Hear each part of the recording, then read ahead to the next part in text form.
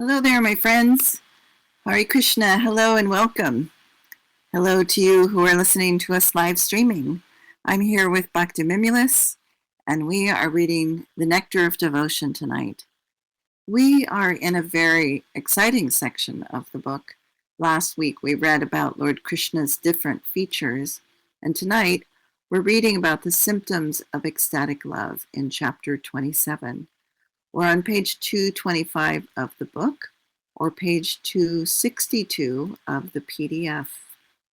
But before we get going, let me offer my obeisances to our spiritual master. Nama Om Vishnu Padaya Krishna Prashtaya Bhutale Srimate Bhaktivedanta Swamin Iti Namane. I offer my respectful obeisances unto His Divine Grace, A.C. Bhaktivedanta Swami Prabhupada, who is very dear to Lord Krishna, having taken shelter at his lotus feet. Vanchakalpa Turubhishcha Kripasindhu Bhayevacha Patitanam Pavanebhyo Vaishnavebhyo Namo Namaha. I also offer my respectful obeisances unto the Vaishnava devotees of the Lord here and throughout the universe. They are just like desire trees and can fulfill the desires of everyone, and they are full of compassion for the fallen conditioned souls. Jai. All right. So last week we got a little bit way into this chapter, but I thought nobody's going to remember how far we got into it. I think it was just the first paragraph. So we'll just start it over. Chapter 27. Symptoms of ecstatic love. The bodily symptoms which are manifested by a devotee in expressing ecstatic love for Krishna are called anubhava. Practical examples of anubhava are as follows: dancing, rolling on the ground, singing very loudly, stretching the body, crying loudly, yawning, breathing very heavily, neglecting the presence of others, drooling, laughing like a madman, wheeling the head, and belching. When there is an extraordinary excess of ecstatic love, with all of these bodily symptoms manifested, one feels relieved transcendentally. These symptoms are divided into two parts. One is called shita, and the other is called kshepana. When there is yawning, it is called shita, and when there is dancing, it is called kshepana. Dancing. Next category is dancing. While watching the rasa dance performed by Lord Krishna and the gopis, Lord Shiva beheld the beautiful face of Krishna and immediately began to dance and beat upon his small dindima drum. While Lord Shiva was dancing in ecstasy, his eldest son, Ganesha, joined him. Next category is rolling on the ground. In the third canto, first chapter, 31st verse of Srimad Bhagavatam, Vidura inquires from Uddhava, quote, "My dear friend, is Akrura in an auspicious condition? He is not only a learned scholar and sinless, but he is also a devotee of Lord Krishna. He has such ecstatic love for Krishna that I have seen him rolling upon Krishna's footprints in the dust, as if bereft of all senses." Similarly, one gopi gave a message to Krishna that Radharani, because of her separation from him and because of her enchantment with the flavor of his flower garlands, was rolling on the ground, thereby bruising her soft body. Next section is singing loudly. One gopi informed Krishna that when Srimati Radharani was singing about his glories, she enchanted all of her friends in such a way that they became stone-like and dull. At the same time, the nearby stones began to melt away in ecstatic love. Next section, stretching the body. When there was stretching of the body of Narada Muni from chanting the Hare Krishna mantra, he chanted so loudly that it was apprehended that Lord Nrsimha had appeared. Thus all the demons began to flee in different directions. It is also said that sometimes when Narada, the carrier of the Veena, remembers his Lord Krishna in great ecstasy, he begins to stretch his body so vigorously that his sacred thread gives way. The next symptom is crying loudly. A gopi once said to Krishna, quote, "My dear son of Nanda Maharaj, by the sound of your flute, Srimati Radharani has become full of lamentation and fear, and thus, with faltering voice, she is crying like a Kurobi bird." End quote. It is described that by hearing the vibration of Krishna's flute, Lord Shiva becomes very puzzled and begins to cry so loudly into space that the demons become vanquished and the devotees become overwhelmed with joy. The next symptom is yawning. It is said that when the full moon rises, the lotus petals become expanded. Similarly, when Krishna used to appear before Radharani, her face, which is compared with the lotus flower, would expand by her yawning. Breathing heavily is the next category, the next symptom. As far as breathing heavily is concerned, it is stated, quote, Lalita, one of the gopis, is just like a chataki bird, which only takes water falling directly from the rain cloud and not from any other source. End quote.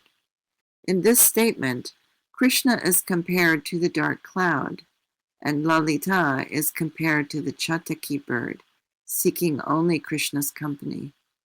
The metaphor continues to say, as a heavy wind sometimes disperses a mighty cloud, so the heavy breath from Lalita's nostrils caused her to miss Krishna, who had disappeared by the time she recovered herself. That's really funny. Excuse me. Neglecting the presence of others is the next symptom. As far as neglecting the presence of others is concerned, the wives of the Brahmanas, who were performing sacrifices at Vrindavan, left home as soon as they heard that Krishna was nearby. They left their homes without caring for their learned husbands. Husbands began to discuss this amongst themselves. Quote, how wonderful it is, the attraction for Krishna, and that it has made these women leave us without any care. End quote. This is the influence of Krishna.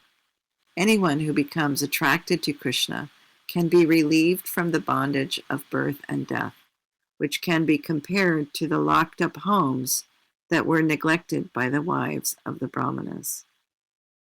In the Padyavali, there is a statement by some devotees, quote, we shall not care for any outsiders. If they should deride us, we shall still not care for them.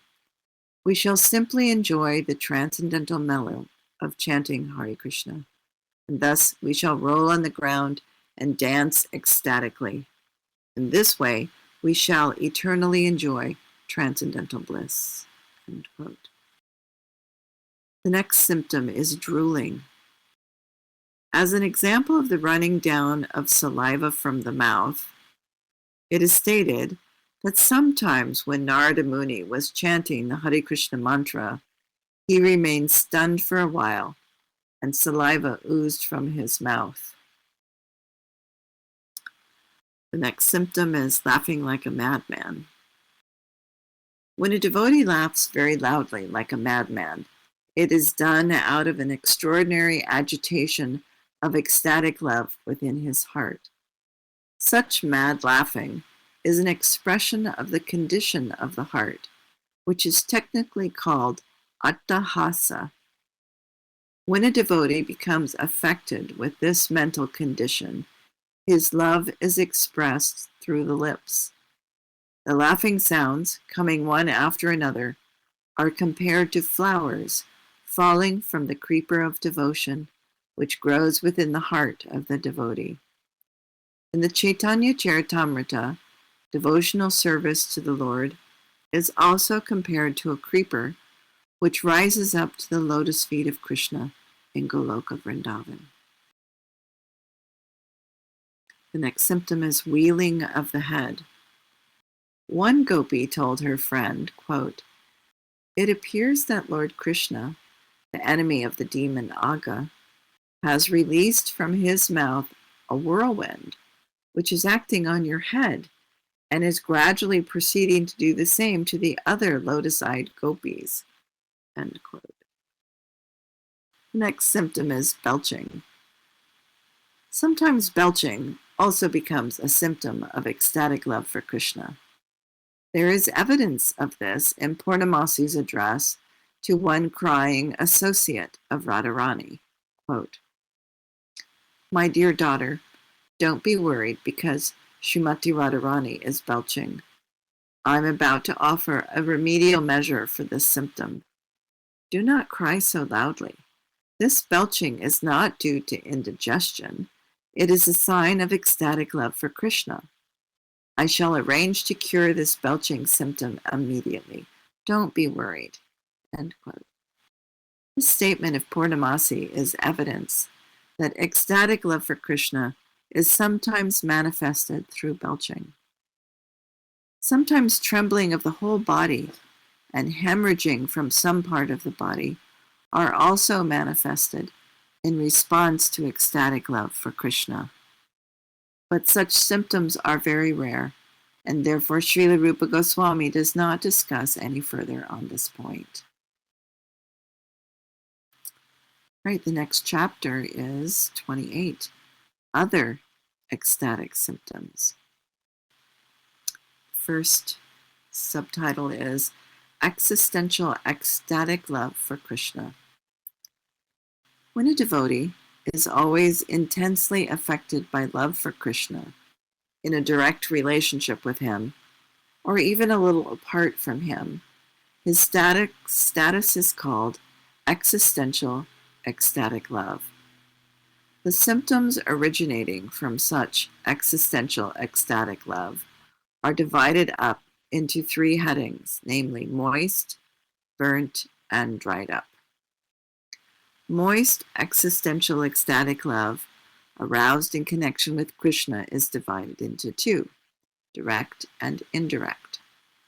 Radharani was weaving a garland of kunda flowers, and upon hearing the vibration of Krishna's flute, she immediately stopped her work. This is an example of direct, moistened, existential ecstatic love. Indirect, moistened existential ecstatic love is described in the following statement. Krishna, who is also called Purushottama, is to the eyes of Mother Yashoda just like the cloud is to the eyes of the Chataki bird. When Krishna had been brought to Mathura, Mother Yashoda, being very anxious and angry, began to rebuke the king of Mathura. Burnt existential ecstatic love is divided into three, and one example is as follows. One day, Mother Yashoda was dreaming that the gigantic demon Putana was lying on the courtyard of her house, and she immediately became anxious to seek out Krishna. When there are manifestations of ecstatic symptoms in the body of a non-devotee, these are called dried up symptoms of ecstatic love. Let me read that over. When there are manifestations of ecstatic symptoms in the body of a non-devotee, these are called dried up symptoms of ecstatic love. The non-devotees are actually materialistic, but in contact with some pure devotee, they sometimes may manifest some symptoms of ecstasy. Devotional scholars call these dried up symptoms. There are 8 symptoms of existential ecstatic love: becoming stunned, perspiring, standing of the hairs on the body, faltering of the voice, trembling of the body, changing bodily colors, shedding tears, and devastation. The scientific explanation of these 8 symptoms is given by Rupa Goswami as follows. When the vital force of life is in contact with the earth, it is called stunning. When the same force comes into contact with water, there is the shedding of tears. When the same force comes into contact with fire, there is perspiration. When the same force comes into contact with the sky, there is complete devastation. And when that force comes into contact with the air, there is trembling, failing of the voice, and standing of the hairs on the body. These symptoms are sometimes manifested internally and sometimes externally. The pure devotee always feels such symptomatic expressions within himself, but being afraid of outsiders, he does not generally manifest them externally. Bhakti-Mimulus has a question. Are these symptoms still dried up? So let's backtrack a little bit and look at what he says about dried up. The burnt, dried up, those last 8.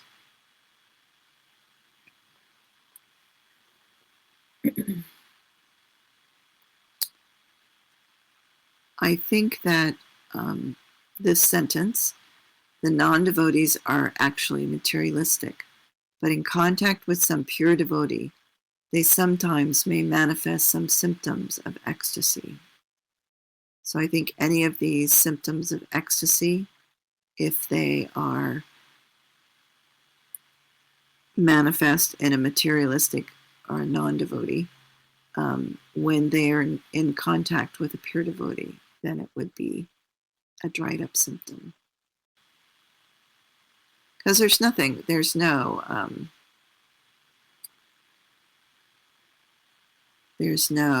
rasa, there's no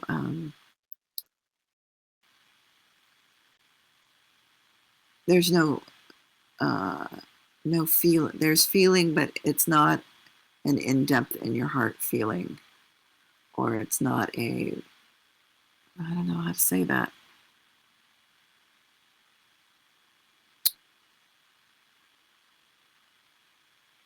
It's not a symptom that they're experiencing in their relationship with Krishna. It's a symptom that they're experiencing because they're in proximity to a pure devotee. So it's not like they've developed a relationship with Krishna and they have that symptom. Is that clear, or is it still muddy?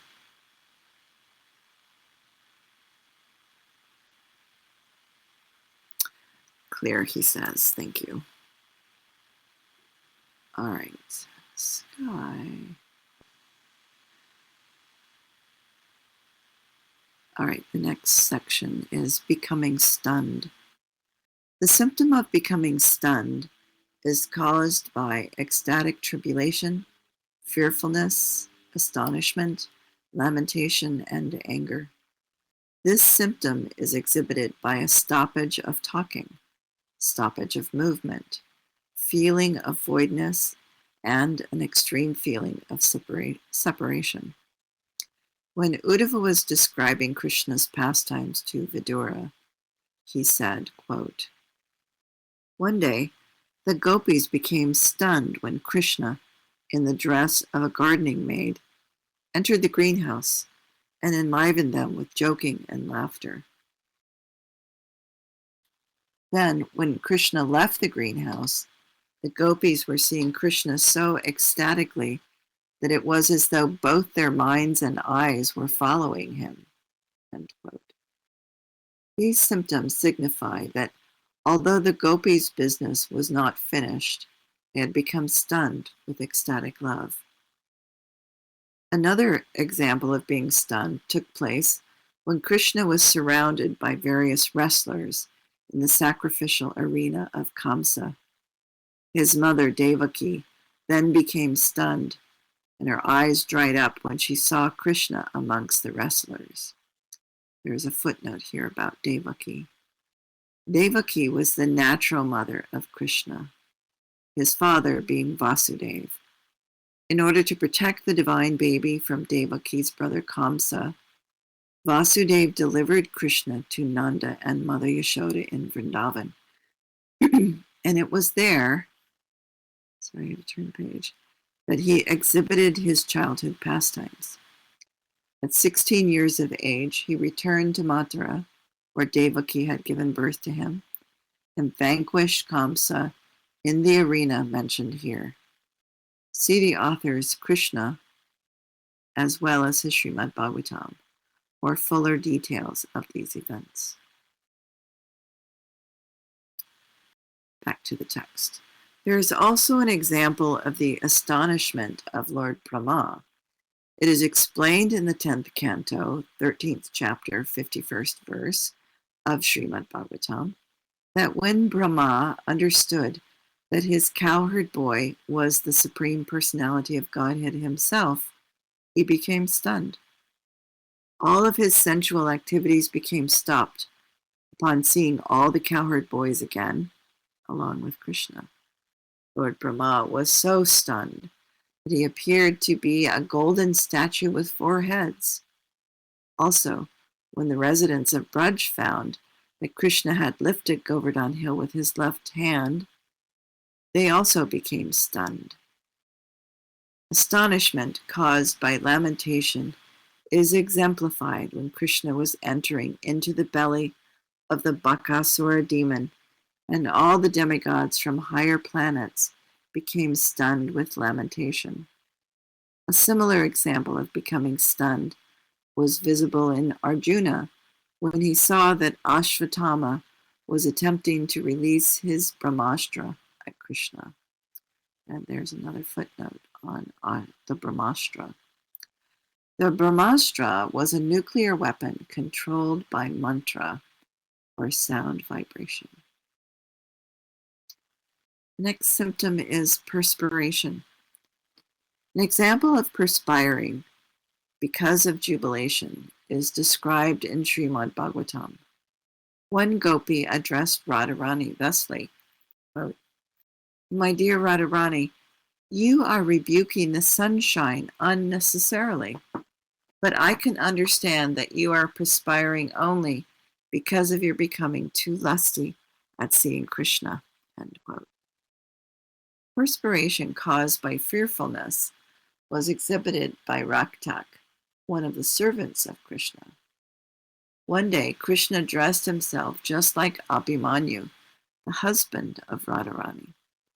Abhimanyu did not like Radharani's association with Krishna, and therefore, when Raktak saw Krishna in the dress of Abhimanyu, and thus mistook his identity, he began to strongly rebuke him. As soon as Raktak finally understood that it was Krishna in the dress of Abhimanyu, he began perspiring. This perspiration was caused by fearfulness. Perspiration due to anger was exhibited by Garuda, the eagle who was the carrier of Vishnu. Once the heavenly king Indra was sending torrents of rain over Vrindavan.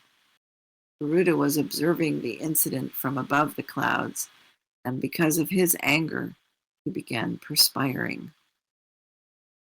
The next symptom is standing of hairs on the body.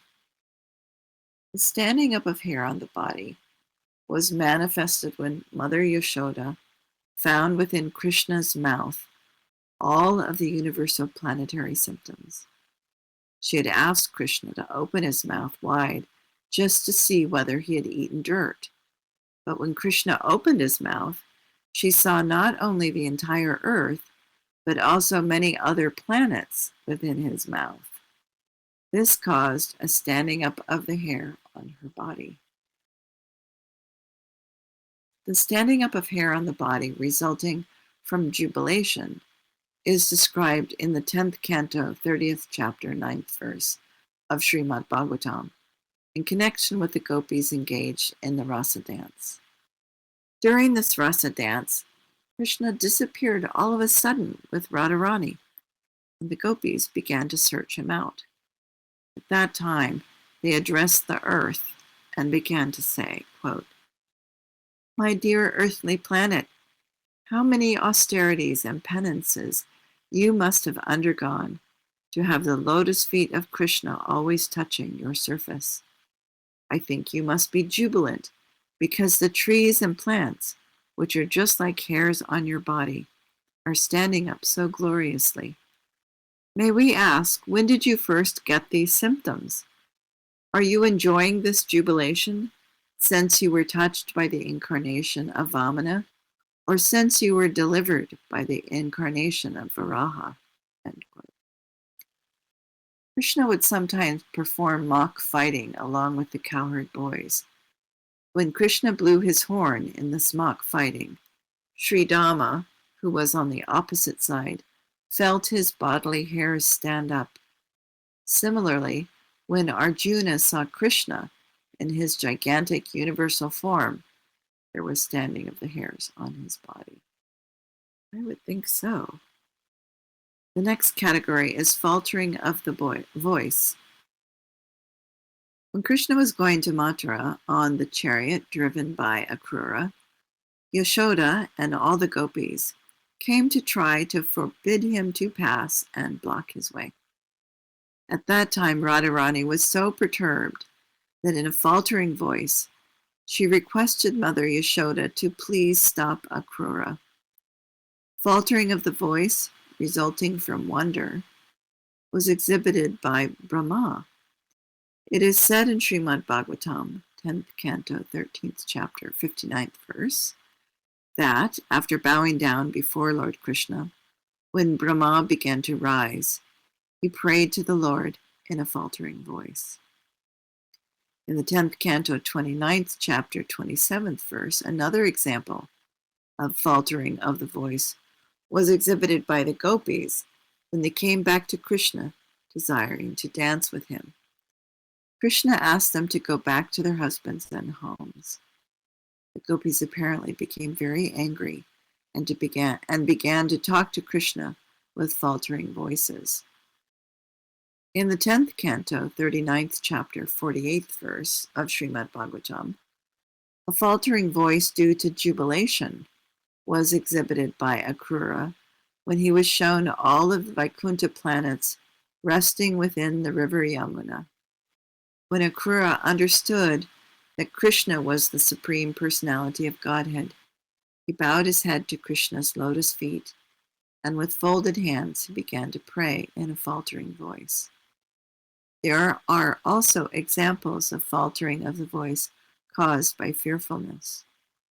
One of Krishna's friends praised him thusly, quote, "My dear friend, your flute was given to your servant Patri, and when I asked him to return it, he began speaking in a faltering voice, and his complexion became yellow."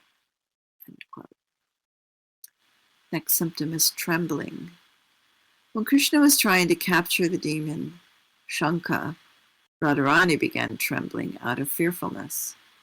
Similar trembling of the body was exhibited in Sahadev, the younger brother of Nakula. When Shishupal was vehemently blaspheming the Lord, Sahadev began to tremble out of anger. Trembling of the body was also exhibited by Radharani out of tribulation. Radharani had trembled as she told one of the gopis, quote, "Don't joke with this disappointing boy. Please ask him not to approach me because he is always the cause of grief for all of us." End quote. Changing of bodily color. Sometimes, due to great aggrievement caused by the dealings of Krishna, the body changes color. The gopis therefore address the Lord thusly, "My dear Krishna, due to separation from you, all of the denizens of Vrindavan have changed their color. Because of this change of color, even the great sage Narada was thinking of Vrindavan as a white island in the ocean of milk." End quote. When Krishna and Balaram were present in the arena of Kamsa, Kamsa's body changed color. Similarly, Indra's face changed color when he saw that Krishna was protecting all the denizens of Braj by lifting Govardhan Hill. If the color change takes place due to excessive jubilation, the hue turns red. Because such change of color is so rare, Srila Rupa Goswami does not further discuss this point. And there we have it, 6:30. Oh, there's stuff here. Bhaktivinoda says, I went back and read again pages 230 and 31. I do not think the 8 symptoms are necessarily dried up symptoms. Read those pages again and consider the headings.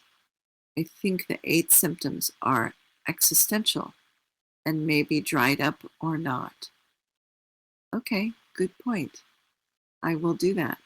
I will go back and read them. Thank you for that. All right, my friends, it's time to go. Nice to see you. Thank you for letting me read every Friday night.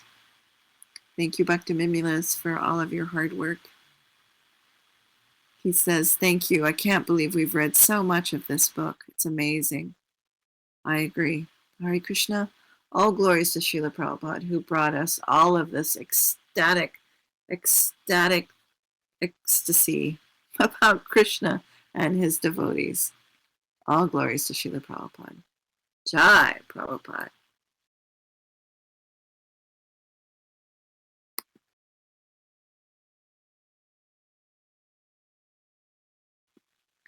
Ecstatic ecstasy. I couldn't think of anything else to say. It was like